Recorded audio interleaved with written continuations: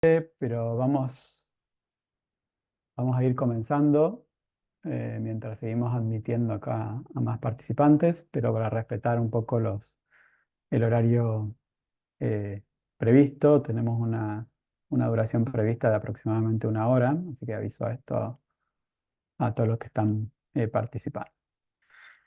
Muy bien, vamos a dar comienzo entonces, una vez más.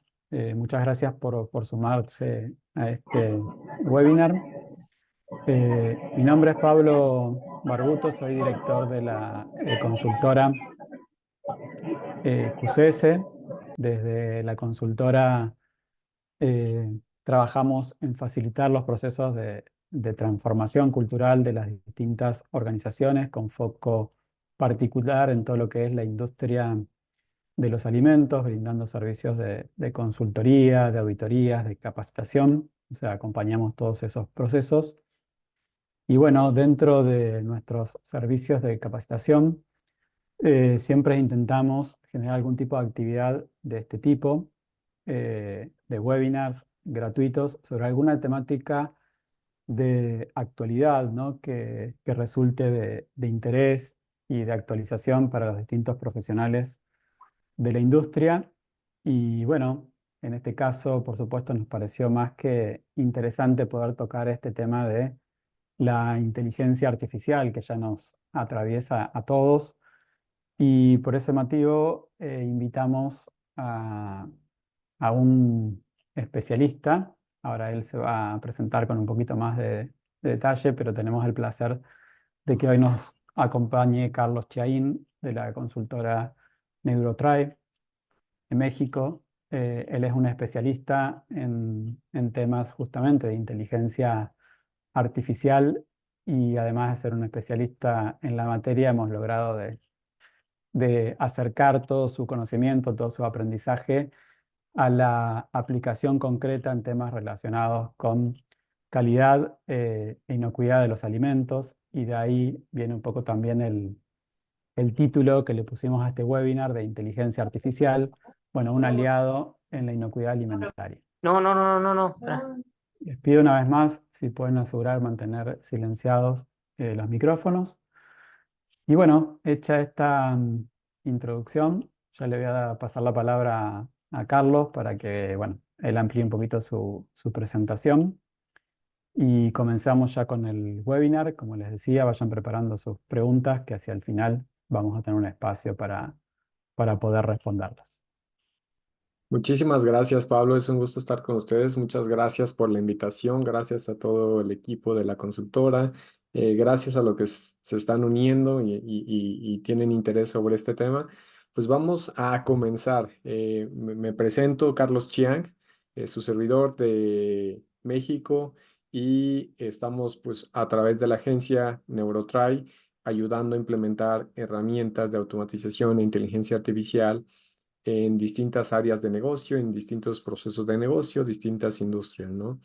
Tengo experiencia en la parte de consultoría, de mejora de procesos de negocios, en la parte de innovación, desarrollo de productos. He estado trabajando en temas relacionados con cadena de suministro, relacionados con retail, relacionados con empresas de alimentos también, pero también con fintech o empresas financieras, etcétera.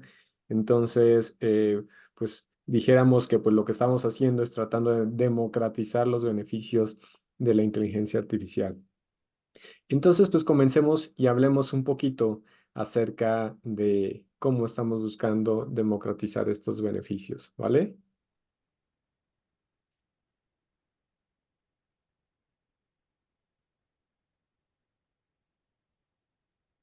Muy bien, se dice que en los próximos años la inteligencia artificial pasará de ser generativa a capaz. ¿Y qué quiere decir esto?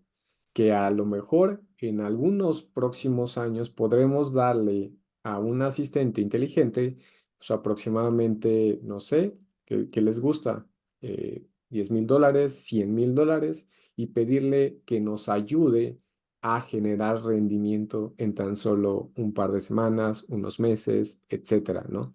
Entonces, la IA tendrá tanto poder y tanta capacidad que podrá ejecutar acciones que los humanos hacemos. No solamente generar texto y generar a lo mejor algún contenido, etcétera, como lo estamos viendo ahorita, sino ejecutar estas acciones, tal vez hablar, tal vez buscar, tal vez crear estas páginas web, hacer todo el esquema tal vez relacionado con marketing, etcétera, y para después generar un rendimiento. Hacia allá vamos y esto es lo que visualiza Mustafa Suleyman, que es cofundador de DeepMind e Inflection AI, ¿no? También Goldman Sachs menciona que en los próximos años la inteligencia artificial generativa, que ahorita vamos a hablar un poquito acerca de ello, logrará incrementar nuestro PIB global en alrededor de 7 trillones de dólares. ¿Qué quiere decir esto?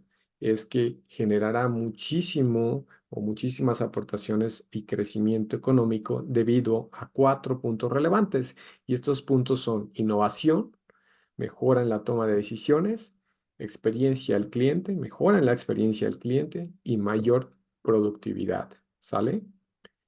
Ahora, hablando de productividad, según un estudio de Accenture, que es esta consultora, una de las 4 grandes, menciona que la IA tiene la habilidad de incrementar la productividad en un 40% o más.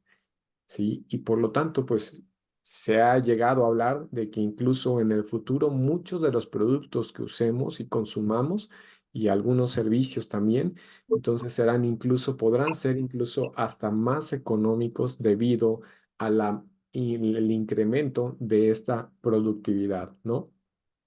Y entonces, ¿cómo la inteligencia artificial puede impactar o puede ayudarnos dentro de las empresas? Pues la inteligencia artificial nos ayuda en diferentes aspectos, pero aquí pongo algunos de ellos, ¿no?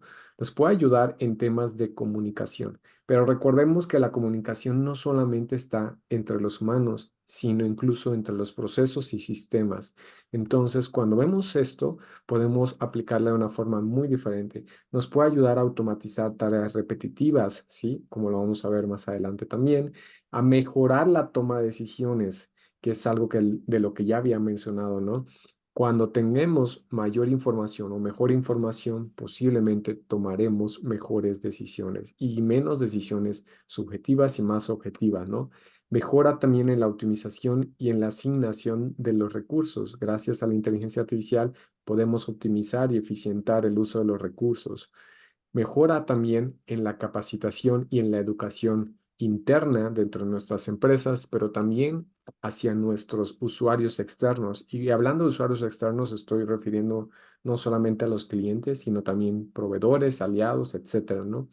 La personalización de la experiencia del usuario. Cuando hablamos de personalización, entramos en un mundo donde la hiperpersonalización cada vez más es más requerida. Y cuando hablo de hiperpersonalización de la experiencia del usuario, otra vez lo repito, no solamente es la del cliente. Tenemos muchos usuarios, usuarios internos entre áreas, los mismos, las personas de la misma área, entre otras áreas. Tenemos usuarios externos que no solamente son clientes, pero pues, pueden ser aliados, proveedores, etcétera, ¿no? Mejora en la colaboración remota y también en la predicción, que es lo que comúnmente conocemos como inteligencia artificial tradicional, la predicción de tendencias, relaciones, etcétera, ¿no? Ahora, aquí hay una frase que me gusta mucho y menciona, sin el lenguaje no habría habido entre los hombres ni república, ni sociedad, ni contrato, ni paz en mayor grado del que estas cosas se pueden dar entre los leones, los osos y los lobos. Esto de Thomas Hobbes, que es un filósofo y nos habla de la importancia que es el lenguaje o que tiene el lenguaje en nuestra historia como humanidad. Gracias al lenguaje podemos construir pensamientos complejos y además de eso, transferir ese pensamiento a otras personas. Gracias al lenguaje podemos hacer comercio. Gracias al lenguaje podemos hacer innovación, investigación y hemos avanzado en el descubrimiento de nuevas tecnologías, de nuevos conocimientos. ¿Por qué? Porque acumulamos el conocimiento, lo dejamos asentado, lo dejamos escrito y después alguien lo adquiere y vuelve a evolucionar y avanza y avanza y avanza. y es un conocimiento que se va construyendo por etapas, ¿no? Gracias al lenguaje tenemos una sociedad y una cultura. El lenguaje es para el humano, pues prácticamente sumamente relevante. Y ahora, ¿por qué les digo esto y qué tiene que ver con la inteligencia artificial? Hace pocos años se dice que ya la inteligencia artificial ha descifrado o decodificado el lenguaje. Y es por eso es que es tan impactante o ha tenido tanto y va a tener tanto impacto del que no siquiera hemos considerado, ¿no? La inteligencia artificial ha logrado decodificar el lenguaje y con el lenguaje podemos pues, generar sociedad, podemos generar cultura y por eso es tan relevante, ¿no? Entonces, hablemos un poquito de lo que es, en términos generales, inteligencia artificial, ¿no? Entonces, inteligencia artificial, pues es la capacidad de los sistemas de hacer o de ejecutar ciertas acciones que solamente eran pues pensadas del ser humano, cómo analizar, cómo interpretar, cómo obtener relaciones, cómo generar texto, etcétera, ¿no? Hacer resúmenes, etcétera. Todo esto es inteligencia artificial, ¿no? Y dentro de la inteligencia artificial tenemos diferentes conceptos.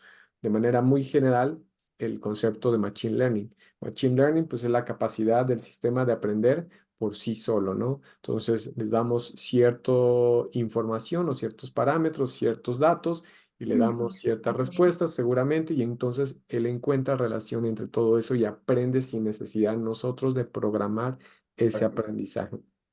Deep Learning es una capa del Machine Learning que lo que hace es un tema un poquito más complejo, entonces aprovecha pues, este aprendizaje de una forma más estándar, ¿no? Por ahí sí nos pueden ayudar a apagar sus audios, se los agradecería mucho. Ahí estoy buscando para silenciar. Sí, no te preocupes. Y después la parte de la inteligencia artificial generativa. En el 2017, Google sacó un paper, un documento en el cual utilizaba una técnica que eran los transformers para poder aprovechar esta técnica en la mejora de la interpretación o de la traducción de sus sistemas, ¿no? Los traductores. Pero esta técnica, los transformers, generaron un gran impacto y lo empezaron a utilizar y adoptar diferentes compañías como OpenAI, que está detrás de ChatGPT, para poder hacer mejora a sus sistemas de aprendizaje, ¿no? A su inteligencia, motores de inteligencia artificial. Y por lo tanto, estos transformers han tenido una gran capacidad. Y la inteligencia artificial generativa, pues es aquella que pues al final podemos generar, crear imágenes, videos, textos, etcétera, pero podemos crear todo lo que está digitalizado. Entonces, imagínense todo lo que se pueda digitalizar, no solamente el texto, las imágenes, el código, pero también a lo mejor proteínas, etcétera, aspectos biológicos, en fin, muchas otras cosas más interesantes, ¿no? Y ahora, ¿qué tan grande pues está haciendo este impacto, ¿no? Veamos el crecimiento, según NVIDIA, del poder de cómputo que ha tenido en los últimos 8 años esta empresa que hace chips que se utilizan para videojuegos, pero son chips de alto rendimiento que también se utilizan para inteligencia artificial, ¿no? En los últimos 8 años, el poder de cómputo para inteligencia artificial de sus chips ha crecido 1000 veces. Entonces, vean la rapidez con que está evolucionando esto, ¿sí? Y al final, pues esto nos impacta a todos, ¿no? Y nos dice, pues que al final, mientras más poder de cómputo, más capacidad para procesar datos, más sistemas inteligentes, mejores algoritmos, etcétera, ¿no? Entonces, el mensaje acá es, está creciendo y está evolucionando muy rápido todos estos sistemas, ¿no? Estas tecnologías. Y según McKinsey, que es una de las consultoras más importantes del mundo, mencionan que la transformación va a ser total. Nos va a impactar en las formas de trabajo, los flujos de trabajo Es decir, los procesos de trabajo ya no van a ser los mismos como los hacíamos antes, ¿no? Nos va a impactar muchísimo, se van a modificar, se van a alterar, se van a crear nuevos flujos, pero también se van a crear nuevas ocupaciones, ¿no? Se van a modificar estas ocupaciones, van a impactar en cuestiones de salario y en cuestiones de habilidades también. Entonces, a nivel empresarial y a nivel profesional, nos va a impactar sí o sí de muchas formas, ¿no? Y ahora, estos cambios y esta aceleración nos permite y nos habilita que exploremos cosas que antes a lo mejor no estábamos considerando. Es decir, por ejemplo, la mayoría de los sistemas de inteligencia artificial antes pues exploraba en términos generales datos un poquito más estructurados, ¿no? Estructurados, que son estos datos que vemos en tablas, se almacenan, son relacionales, etcétera, ¿no? Y que forman tan solo el 20% de los datos de la empresa. Ahora, con la inteligencia artificial generativa y con los avances del machine learning, podemos transformar muchísimos datos adicionales no estructurados, ¿no? Como por ejemplo las imágenes, los audios, los archivos de texto, los correos, las hojas de cálculo, los Word, los PDF, etcétera. Podemos procesar mucha más información. Y ahí está me parece una de las grandes oportunidades porque la mayoría de los datos está en datos no, de la empresa está en datos no estructurados. Ahora, veamos unos ejemplos. Aquí les pongo 6 ejemplos y luego entremos a los 2 casos específicos. Ejemplos de inteligencia artificial aplicada a inocuidad y calidad en alimentos, ¿no? Veamos el número 1, la prevención de retiros de productos alimenticios. En esta empresa que es de Europa, lo que está haciendo esta empresa es unir información de forma automática y monitorear y rastrear información de forma automática y de forma masiva para prevenir peligros microbiológicos, contaminantes químicos, fraudes alimentarios, entre otros.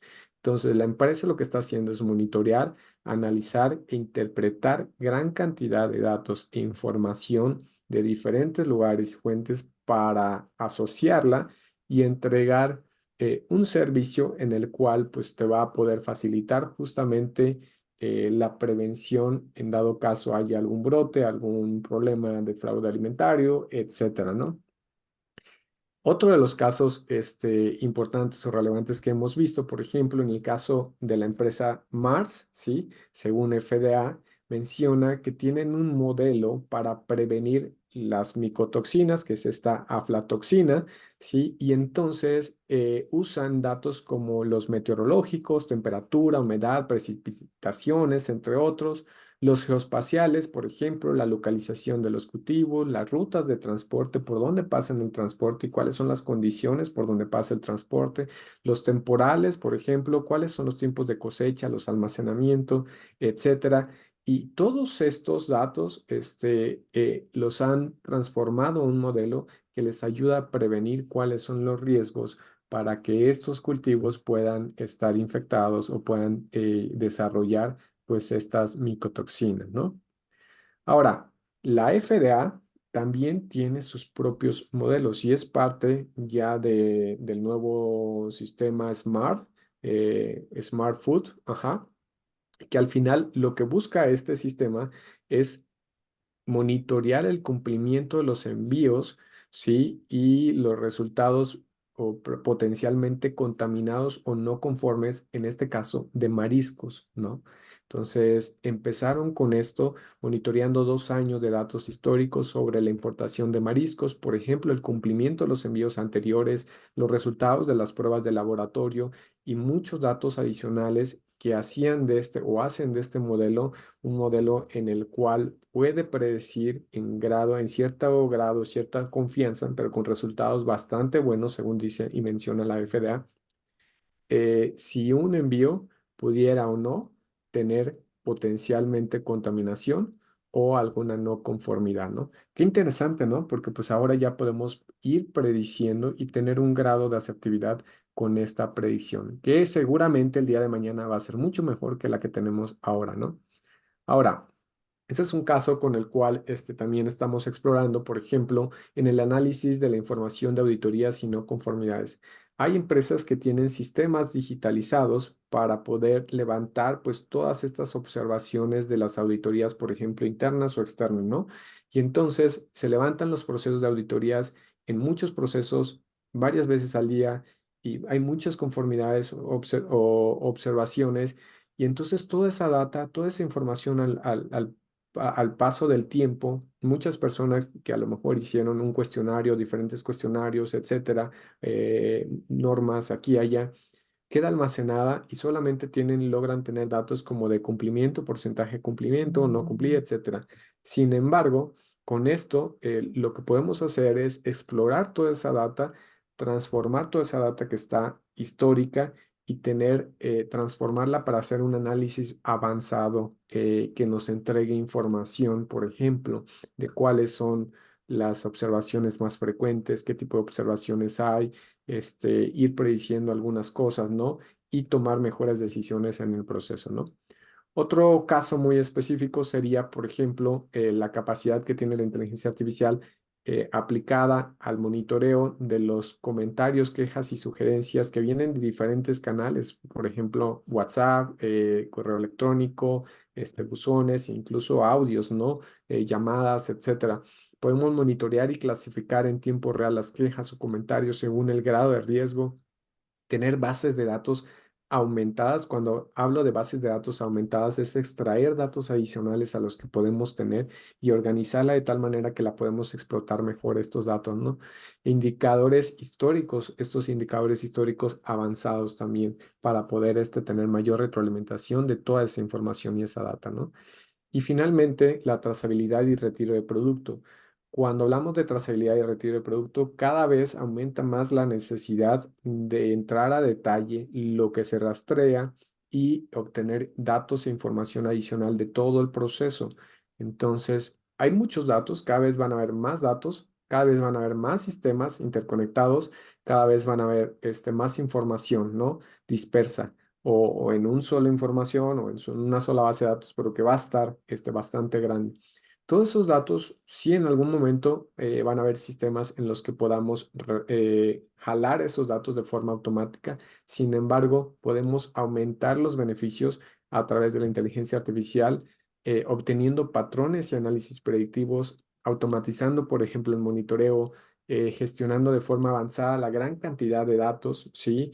Integrando y sincronizando los datos entre diferentes sistemas y mejorando la interoperabilidad y la comunicación entre partes, no solamente entre sistemas, sino entre proveedores, etcétera, aliados, en fin, que hacen toda la cadena de suministro, ¿no? Y esos son los ejemplos que traemos y pues ahorita vamos a entrar, ¿qué te parece, Pablo? Pues al detalle de los casos. Perfecto. Bueno, sí, cuando estuvimos con Carlos preparando, diseñando un poco el contenido para este webinar, bueno, discutíamos la posibilidad de presentar algunos casos y elegimos dos concretamente. El primero tiene que ver con, con intentar salir de esa concepción o esa mirada antigua de la calidad centrada en el control de calidad de un producto terminado, con todos, por supuesto, los aspectos negativos que tiene esa mirada relacionada con la posibilidad de ya encontrarnos frente a un producto no conforme, por supuesto el sobrecosto que eso acarrea, la necesidad de disponer eventualmente como un reproceso o hasta como un decomiso ese producto terminado, improductividades, etcétera.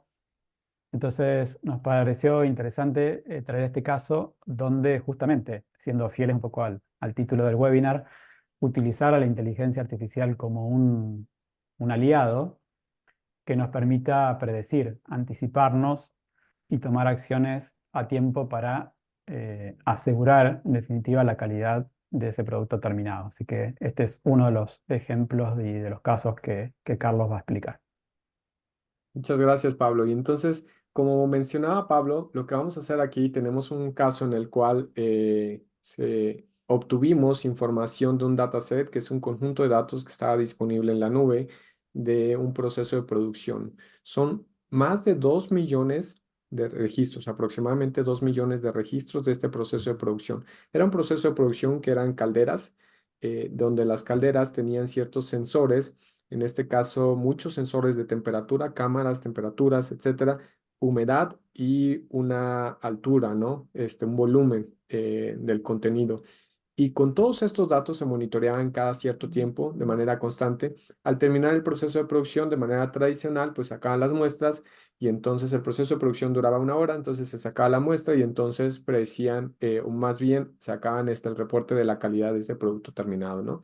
Sin embargo, lo que buscamos acá es adelantarnos a tener el dato de la calidad antes de tener las muestras incluso. Entonces, ¿cómo podemos hacer eso? Pues con todos estos datos de los sensores y como hay mucha relación entre estos factores de los sensores con la calidad del producto terminado, entonces hicimos un modelo predictivo que consuma estos datos de manera automática de los sensores y entonces nos entregue el dato de la calidad. Entonces vamos a ver un poquito cómo se ve esto. Estos son los datos en términos generales, sensor de altura o medida, sensor de humedad, que teníamos información cada minuto con muchos datos históricos, ¿no? Y el proceso de 1 hora, ¿no? Y entonces, los 5 cámaras con 3 sensores de temperatura cada uno, ¿no? Se define cuál es el dato de la calidad excesiva o mala, y entonces tenemos un rango en donde la calidad, el valor de la calidad, pues es prácticamente aceptable y buena, ¿no? Se entrena el modelo con ciertos datos, el 80% de los datos se valida y se prueba para obtener un 95% de confiabilidad, ¿no? ¿Y qué es lo que hace este modelo? Ahorita lo vamos a ver, es que ahorita de manera simulada estamos simulando que estamos entregando los datos en tiempo real del proceso directo, ¿no? Entonces, vamos a ver cómo estamos jalando los datos en tiempo real del proceso y estos datos consumen en tiempo real un modelo predictivo que está en la nube y entonces nos entregan un dato de la calidad. Este dato lo monitoreamos y cuando la calidad sale de ciertos parámetros, pues entonces es mala o excesiva, ¿no? Y entonces tenemos esta forma de predecir un poco antes lo que sería la calidad del producto desde el minuto 1, ¿no? Y veamos un poquito, les voy a mostrar cómo se ve ya de forma real. ¿Están listos? Ok. Aquí se ven un dataset, se ve un conjunto de datos, ¿sí? Que simulan los 60 minutos. Cada renglón es un minuto, es un conjunto de datos por minuto, entonces ven todos los datos de todos los sensores, ¿sí? Menos el de la calidad, ¿no? O sea, no hay ningún dato de calidad acá. Entonces, estos datos de los sensores se los vamos a pasar al modelo, minuto, bueno, segundo por segundo, y nos va a entregar, lo va a consumir y nos va a predecir con un 95% de confianza el valor de la calidad, ¿no?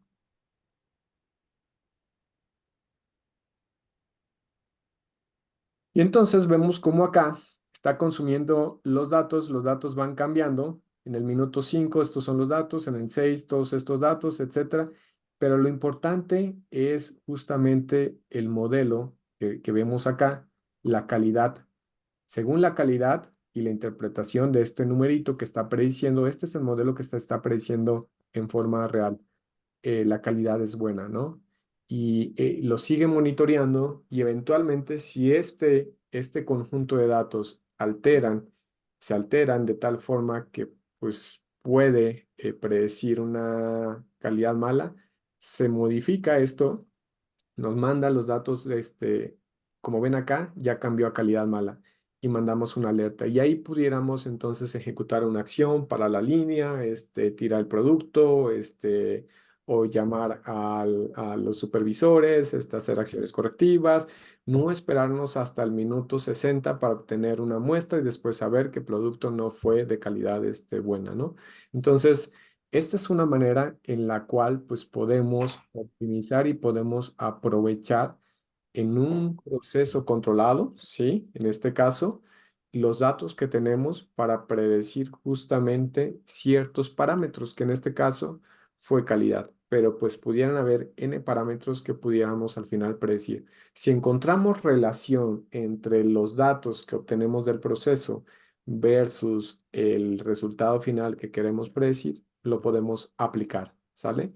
¿Y de qué nos va a servir esto? Pues podemos reducir costos, podemos reducir desperdicio, podemos ser más eficientes, podemos evitar riesgos más adelante en el proceso, etcétera, ¿no? Ser predictivos y ya no correctivos cada vez es más una necesidad, ¿no? Entonces, estos modelos nos pueden ayudar muchísimo y lo podemos aplicar en diferentes partes de nuestros procesos de calidad e inocuidad, ¿no? Entonces, este es uno justamente de los casos que pues, traemos para ustedes, ¿no?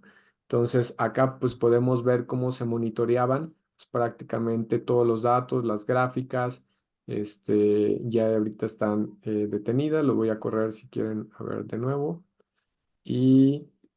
ujú, para que volvemos a ver. Este es, esta es la distribución que se hizo al inicio con los datos de la calidad histórica para sacar una mediana y entonces eliminar aquellos datos o definir cuáles eran los datos, por ejemplo, por los que estaban la calidad mala o excesiva, ¿no? Por ejemplo, si estaban debajo de 372 el dato de la calidad era mala, si estaba arriba de 439 era pues, excesiva y también era mala, y entonces cualquier dato dentro de este parámetro pues era una calidad aceptable o calidad buena, ¿no? Y entonces justamente lo que hace pues el modelo entonces es consumir cada renglón por segundo. Entonces consume el primer renglón de datos, el modelo está en la nube, el modelo está en un servidor en Google Cloud y entonces se pasa la información de forma rápida por segundo, consume esta información y nos regresa ya la predicción, que sería el numerito de la calidad que ahorita, bueno, que ustedes vieron y que ahorita vamos a volver a ver, ¿no?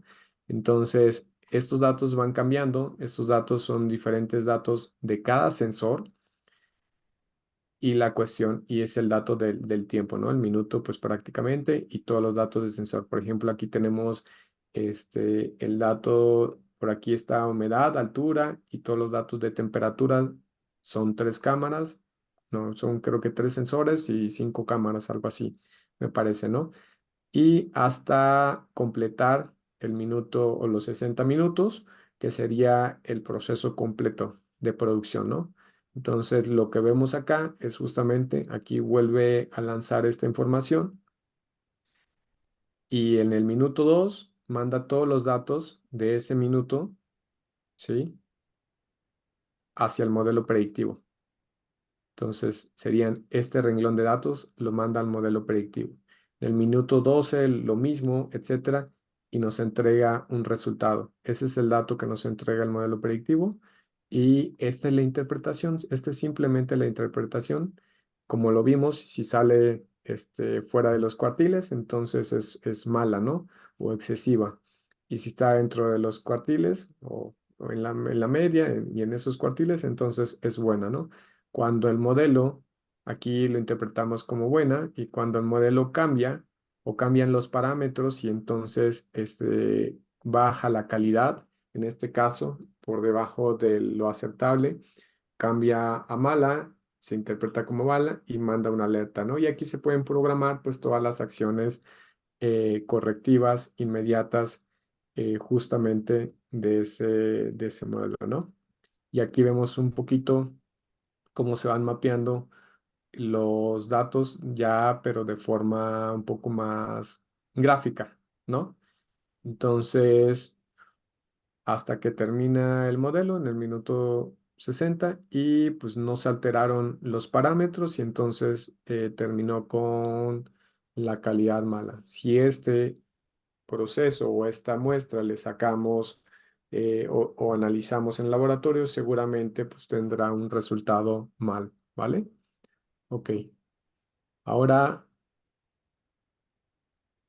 veamos el siguiente caso.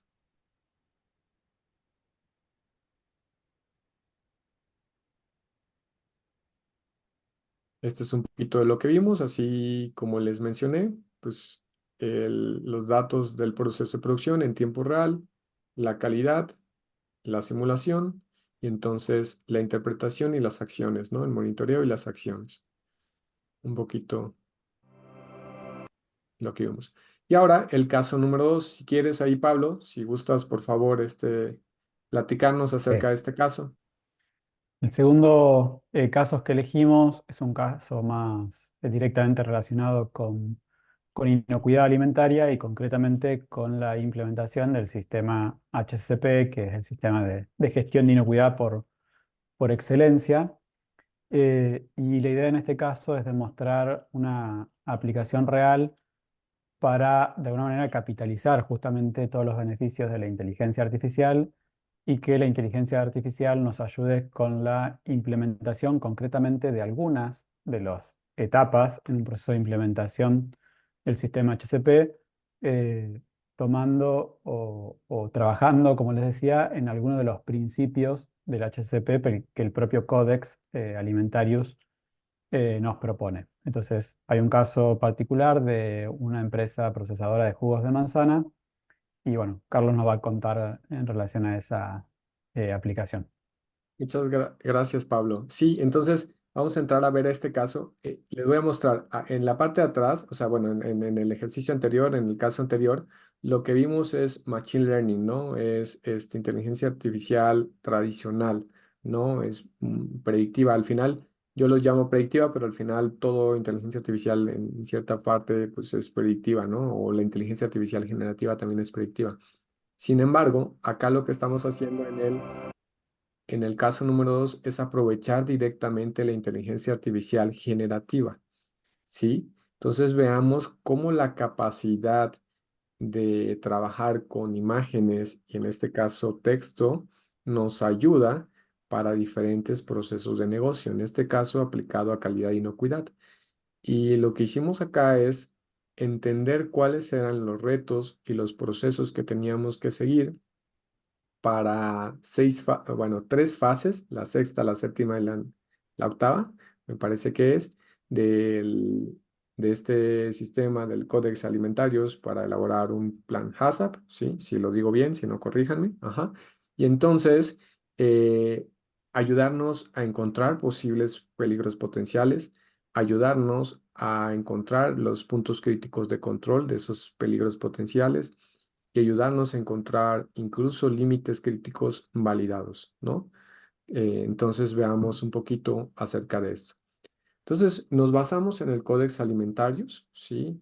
En justamente la elaboración de una lista con, o bueno, estas fases diferentes, que es pues, la elaboración de una lista con todos los peligros potenciales y probables, ¿sí? La determinación de los puntos críticos de control, ¿sí? La fase 7, el principio 2 y el establecimiento de los límites críticos validados para cada punto crítico de control, ¿no? Si bien no encontramos todos los peligros potenciales, nos vamos a basar en uno específicamente por cuestiones de tiempos, por cuestiones de, pues al final solamente mostrar las capacidades más que terminar un análisis muy complejo, ¿no? Entonces, esto lo hicimos para un caso en el cual una empresa que procesa manzanas para obtener néctares, para obtener jugos, para obtener varios subproductos de las manzanas. Entonces, tiene diferentes etapas del proceso, ¿no? Y en estas etapas del proceso, de manera muy general y nada más ilustrativo, es la recepción y selección de la materia prima de las manzanas, el lavado, la trituración y el prensado para extraer el jugo, la clarificación, filtración del jugo y la pasteurización y el envasado, en términos muy generales, ¿no? Entonces, todo esto es información que nos va a servir más adelante, ¿vale? Les voy a mostrar de manera rápida y ya nos vamos a ir a los ejercicios, ¿no? Aquí lo que hacemos es encontrar en diferentes pasos todo esto, ¿no? Primer paso, los peligros biológicos potenciales, ¿sí? Y entonces, obtenemos información, los datos de entrada, trabajamos con los modelos fundacionales, que pues al final son los modelos grandes de lenguaje natural, ¿sí? Estos LLMs, y obtenemos los posibles peligros biológicos, ¿no? Para esto, le introducimos al modelo un contexto de la empresa, las fases del proceso del jugo y la información del códex alimentario, la fase 6 con respecto a los peligros potenciales, ¿no? ¿Qué resultado tenemos? Pues posibles peligros biológicos, ¿no? Luego, obtenemos la parte, hacemos investigación sobre uno de los peligros biológicos. En este caso, definimos que sea la E. coli y Salmonella, y entonces nos traemos información de papers y documentos de investigación sobre E. coli y Salmonella y procesamos esta data para que nos ayude a complementar nuestro proceso, ¿no? Y entonces extraemos esos datos sobre E. coli y Salmonella. Luego también dentro del mismo proceso hay una parte del códex donde dice que nos debemos referir al anexo 4 para definir los puntos críticos de control, ¿no? Del árbol de decisión. Entonces, jalamos la información del árbol de decisión para poderla procesar más adelante, ¿no? Que sería este árbol de decisión. Luego determinamos los puntos críticos de control. Ojo, aquí ya estamos introduciendo el contexto de la empresa, las fases del proceso del jugo que ya les mencioné, el códex alimentario, los puntos críticos de control en la fase 7, pero agregamos ya también los resultados de los pasos anteriores, el peligro biológico encontrado, definido, los datos sobre E. coli y Salmonella que extraímos de un documento, un paper científico, y los datos o la información sobre el árbol de decisión, el anexo 4 del códex alimentario, ¿no? Toda esta información nos va a servir para encontrar posibles puntos críticos de control sobre E. coli y Salmonella. Entonces vean cómo ya el proceso se va acotando, pero se va complementando con la información, ¿no? Y en el paso número 5, que sería el paso final, encontramos los límites críticos y la validación de estos límites críticos. Ya una vez que teníamos el punto crítico de control, igual, usamos toda la información de la empresa más la información del códex alimentarios, pero ahora la fase 8, que es los límites y validaciones, más la información del peligro biológico, más la información de los datos sobre E. coli y Salmonella, para encontrar, y los datos sobre pues, el punto crítico de control encontrado en el paso anterior, para encontrar los límites críticos y las posibles validaciones. Y así se ve en diferentes pasos. Entonces vamos a verlo, ¿no? Paso número 1, posibles peligros biológicos. El paso número 2, los datos sobre E. coli y Salmonella extraídos de un paper. Los pasos número 3, datos para seguir el árbol de decisión extraído del códex alimentario. El paso número 4, obtener los puntos críticos de control, posibles puntos críticos de control sobre E. coli y Salmonella, son muy específicos ahí ya. Y luego el paso número 5, los límites críticos y validación de esos puntos críticos de control. ¿Sale? En este caso vamos a ver cuáles son los que se encuentran. ¿Vale? Entonces veamos un poquito cómo sería el ejercicio. Mm,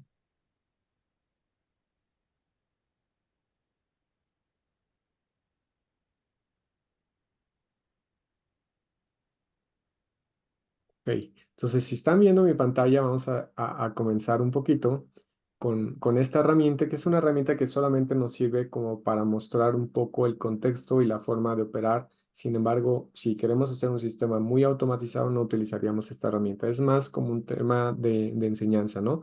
Pero funciona. Más que procedimiento sería como cómo controlar los cambios. Relevance AI, ¿no? Entonces aquí ya tenemos programado un ejercicio, vamos a ver cómo funciona. Vamos a seleccionar el peligro biológico, en este caso E. coli Salmonella, y vamos a correr la herramienta. Mientras está corriendo la herramienta, ahorita vamos a regresar, tarda unos minutillos, unos segundillos, y les voy a mostrar cómo ocurriría estos pasos de una forma ya como más programada, ¿no? Muy bien, veamos. Acá tenemos lo interno de la herramienta. ¿Y qué pasa en esta herramienta? Voy a tratar, vamos a ver, de reducir esto. Ok. Si se dan cuenta, de este lado, lo que estamos haciendo, tenemos diferentes pasos, fase 6, bueno, este es otro paso, ¿sí? La fase 7, ujú, la fase 8, ¿sí? Y los resultados finales. Entonces, tenemos una serie, una secuencia de pasos que es como les mostré en el PowerPoint, que nos van a ayudar para encontrar y para obtener toda la información que necesitamos, ¿no? Previamente, yo les voy a mostrar aquí la información que utilizamos. En este caso, es la información de del paper que nos habla sobre peligros potenciales en la preservación de patógenos microorganismos en jugo de frutas y habla sobre E. coli y Salmonella también, ¿no? Entonces, por aquí tenemos información sobre E. coli y Salmonella y entonces este paper nos sirvió para obtener información ya real, ¿no? Entonces, veamos, a ver, aquí esto un poquito, sí. Ujú. Veamos entonces, ok, aquí está procesando. Aquí tenemos el documento que sería el árbol de decisión, ¿sí? Es una imagen del árbol de decisión y vamos a extraer el dato o los datos del árbol de decisión para después meterlo dentro del proceso, ¿no? Entonces, si se dan cuenta, acá tenemos la imagen del árbol de decisión y voy a extraer la información solicitando al sistema que pues nos los procese de una forma mm,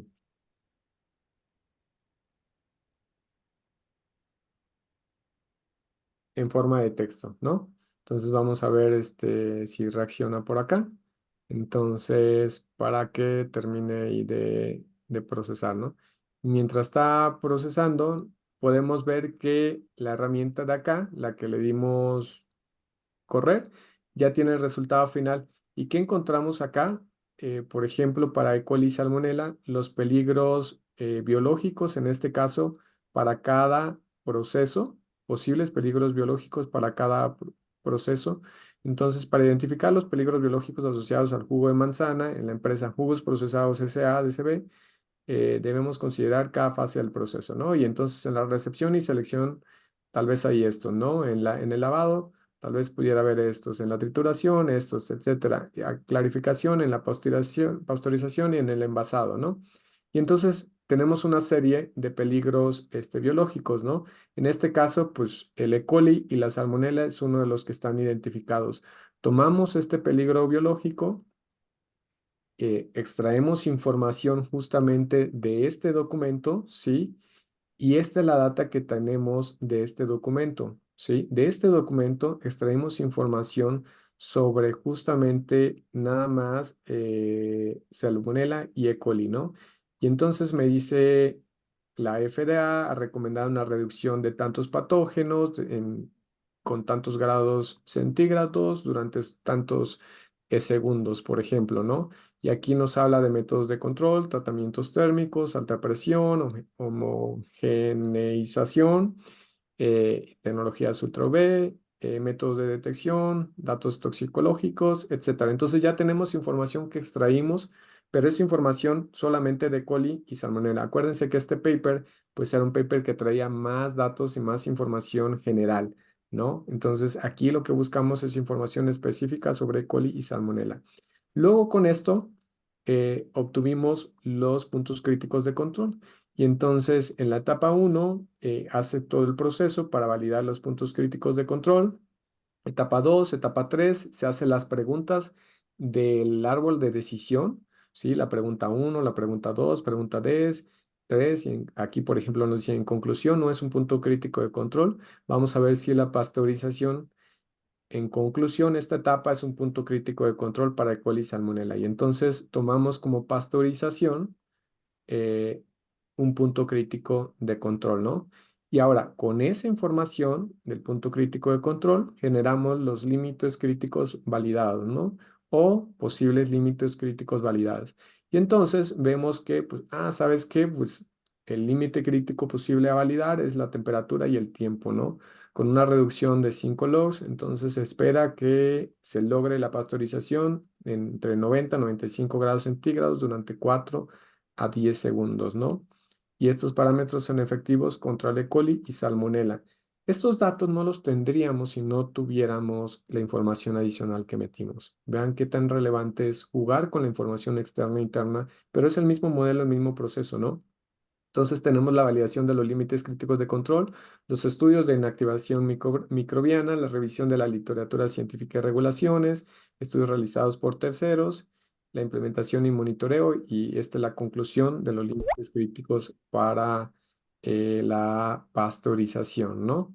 Entonces, esto es un poquito de cómo se vería la herramienta y los resultados finales y veamos ahora un poco de cómo está internamente esto, ¿no? Entonces, esto acá se programa de tal manera que pues al final vamos generando y agregando información, sin embargo, vamos identificando con esto parámetros, por ejemplo, variables y estas variables se van agregando a diferentes procesos y en diferentes etapas. Entonces, por ejemplo, acá agrega una variable que es el peligro biológico que ya se definió, ajá, y agrega la información del documento de la salmonela, ¿no?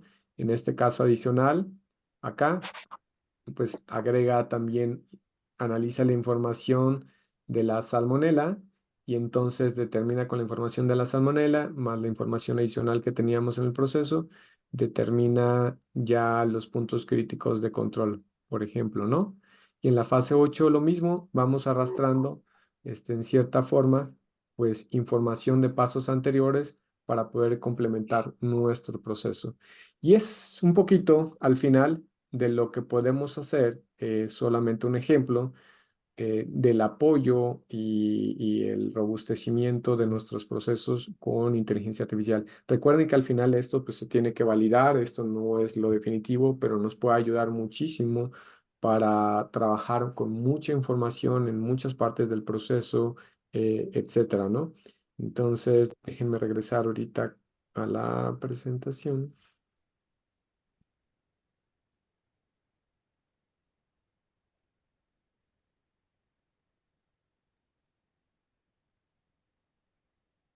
Y al final lo que hicimos fue esto, ¿no? Como lo vieron, eh, obtuvimos posibles peligros, ¿sí? Biológicos, datos sobre coli y salmonela, procesos para seguir el árbol de decisión, ¿sí? Obtuvimos el proceso y luego calculamos o obtuvimos ideas para los puntos críticos de control, específicamente para E. coli y salmonela y luego los límites críticos y las validaciones de esos límites críticos, ¿vale? Y como última parte y mensaje, se dice que pues al final estamos viviendo una época, una etapa de aceleración, de transformación bastante grande, ¿no? Gerd Leonhard, que es un futurista reconocido, y pues, Thomas Friedman, que también es un escritor, hablan sobre las aceleraciones o sobre las revoluciones del futuro, y una de ellas, pues indiscutiblemente es la aceleración tecnológica o la revolución tecnológica, ¿no? Entonces, nos demanda que seamos pues muy creativos en cómo aprovechar estas tecnologías dentro de nuestros procesos de negocios, dentro de nuestros día a días, para empezar a obtener pues estos beneficios y no quedarnos atrás, ¿no?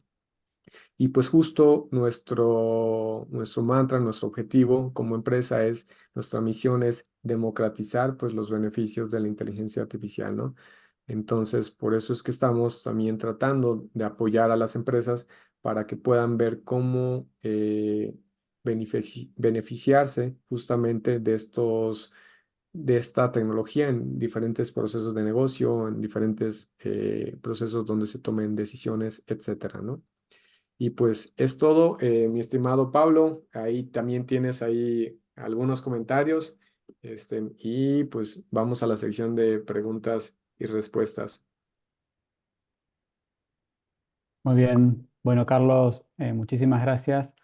Bueno, la idea era un poco que pudiesen conocer algunas aplicaciones concretas. Por supuesto que en un webinar de esta duración es muy difícil que puedan, ¿no?, llevarse todas las herramientas para poder aplicar de manera inmediata toda la potencialidad que tienen estas herramientas, pero fíjense que como capitalizando, aprovechando toda la información disponible, ¿no?, que existe a nivel internacional, más suministrando información propia de nuestros procesos, bueno, la inteligencia artificial puede ocuparse, ¿no? de procesar toda esa información y de alguna manera facilitarnos estos procesos o estos desafíos, como puede ser este último ejemplo de la implementación de un sistema HACCP.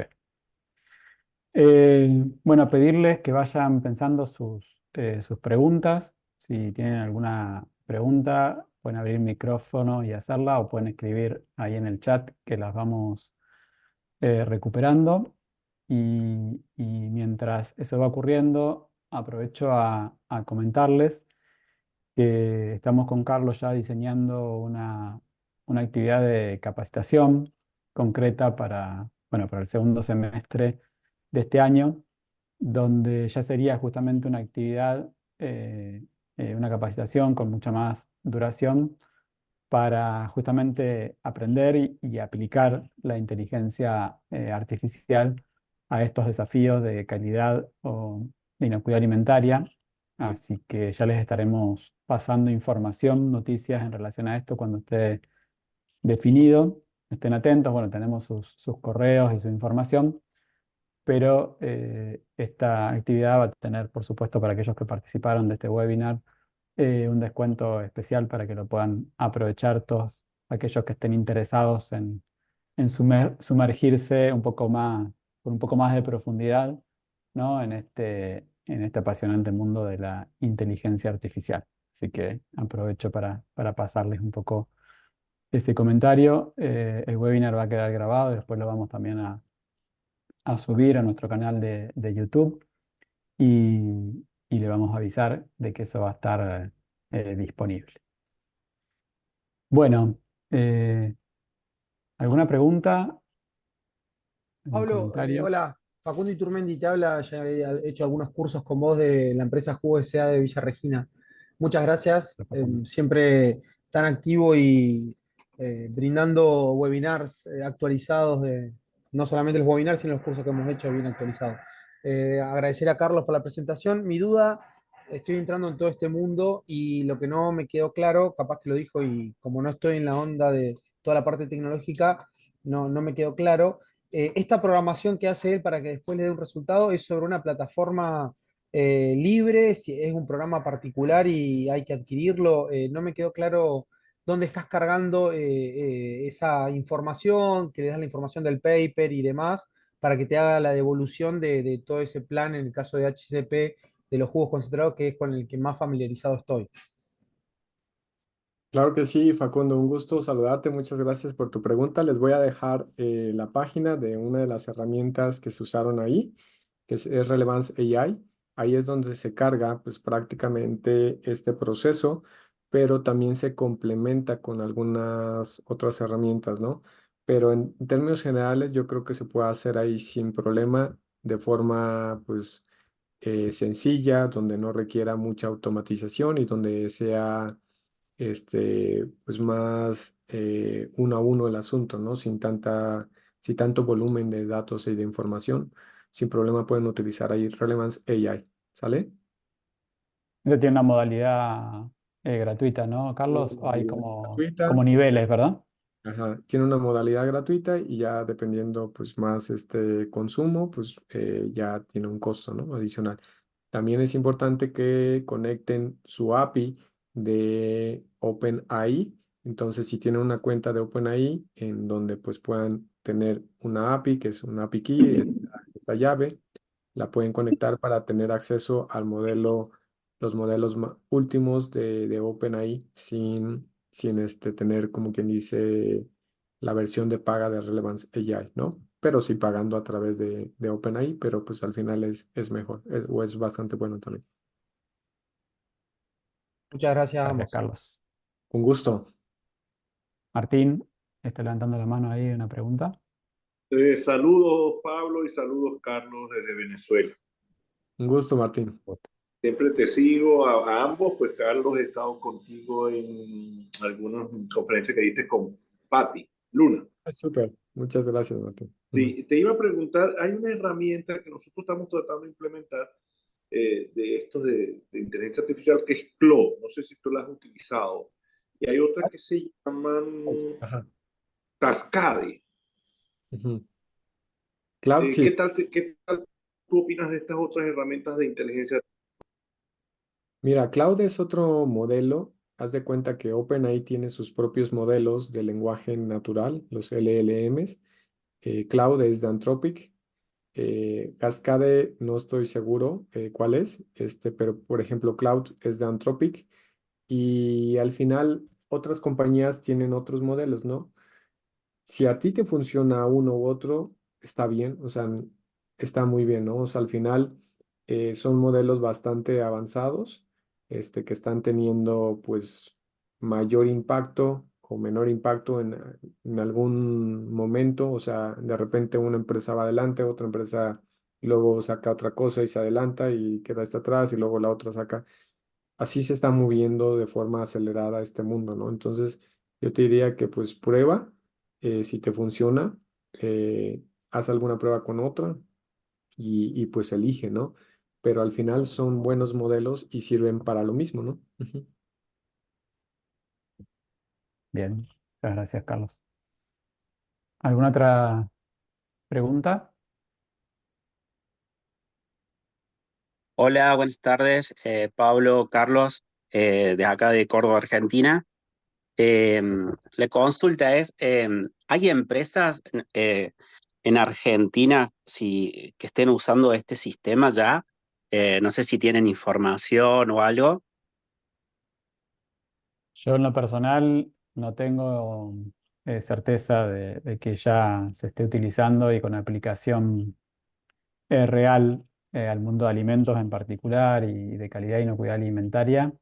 Y fue un poco, es el motivo también para contactarlo a Carlos, un poco en función de su experiencia y empezar a hacer un poco entiendo, de punta y ser un poco pioneros también en esto. Pero yo personalmente no conozco a alguien que ya esté trabajando en el tema. No sé si Carlos tiene alguna otra información.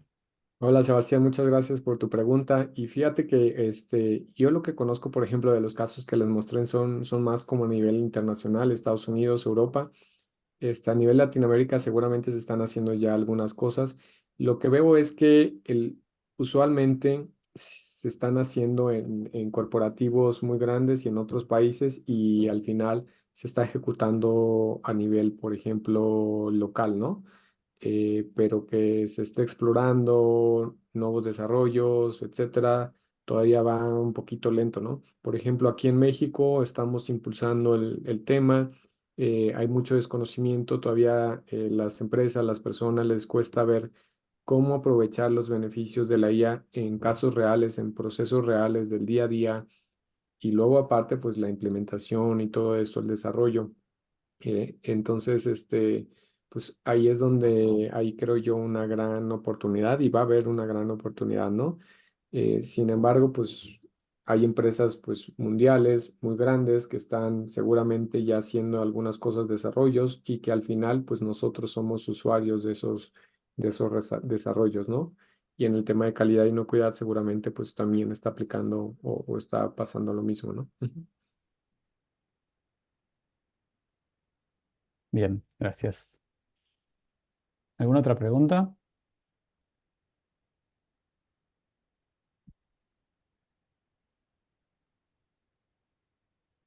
¿No? ¿Nada más? Por ahí tenemos una. ¿Hay algo en el chat, no?